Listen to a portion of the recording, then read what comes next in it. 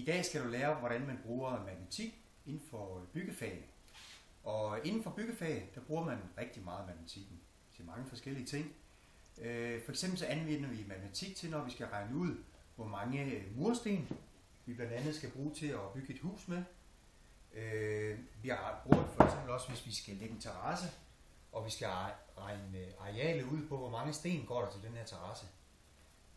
Og det er vigtigt at vide, så vi kan bestille det rigtige antal sten hjem til kunden, og kan give kunden en pris på det her. Målene for undervisningen her i dag, det er, at du skal lære om arealberegning, og så skal du lære om Pythagoras, for det skal vi bruge i undervisningsforløbet her. Arealberegning,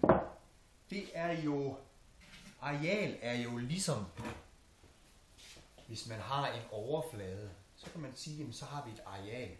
Vi kan sige, at vi har en længde her, og vi har en bredde her. For at finde areal, så er vi nødt til at gange de to sammen her. Vi tager lige et eksempel på tegningen. Vi tegner en rektangel. Den kunne se sådan her ud. Vi kan sige, at vi deler den op i... Der er 3 meter her. 1, 2, 3 meter. Og på den anden led, der er den 6 meter. 6 meter.